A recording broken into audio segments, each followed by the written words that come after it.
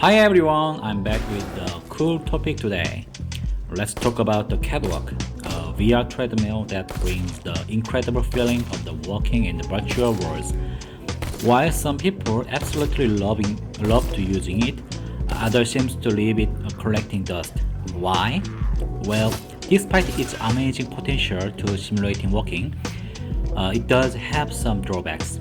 There are lots of small issues, but it's, in my opinion, two major ones stand out. The first, the noise. The walking on the catwalk can be pretty loud. If you live with a friend or roommates, this can be annoying, not just for them, but for yourself too. Thankfully, this can be improved with noise cancelling headphones or soundproofing. Second, and the bigger issue for me, is the way you turn your body. What's called the yaw movement. With the catwalk, you rotate around a single fixed axis, like a turret. It sounds minor, but when you use it, it feels unnatural. In real life, turning your body is a much more dynamic and complex motion. On a catwalk, however, the fixed axis makes the movements feel stiff and less immersive.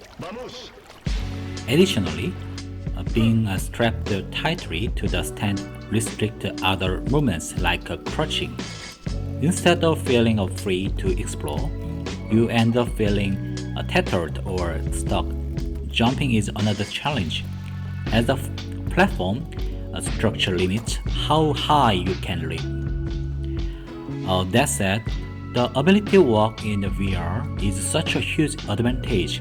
One of the most immersion breaking elements in VR gaming is using thumbstick for movement. So, it's hard to give up on catwalks entirely. That's why I'm keeping an eye on free aim shoes, which like a promising alternative.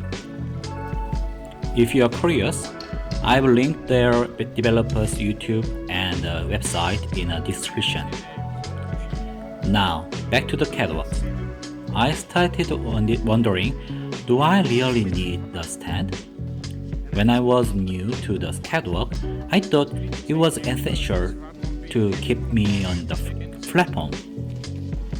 But as I got used to it, I realized I had unconsciously learned to stay centered. After all, walking on the catwalk isn't exactly like walking in real life. It's more like sliding your feet. So, I decided to remove the stand and give it a try. And wow, what's the difference? Immersion is skyrocketed, and I did have to more mindful of staying on the platform during the intense gameplay. But for me, the payoff was worth it. Without the stand, I felt much more freer and more connected to the virtual world. It was especially great for games like Ghost of Tabor, where you often have to crouch and pick up items off the ground. Plus, when I need to use the thumbstick for movement, like fast-paced multiplayer games, it felt so much more natural without the strap and standing holding me back. Switching between the walking on the catwalk and using a thumbstick became seamless, and it made the experience much more enjoyable. Since setting up the catwalk in this way, it becomes a must-have for my VR sessions. I always use it now. It's just too immersive to pass up. If you avoid using your catwalk because of the rotation issue or that feeling of the tied down, I highly recommend trying this setup. Of course, this is not it's not for everyone. For beginners, it could be risky, and you will need some tactics to avoid the accident.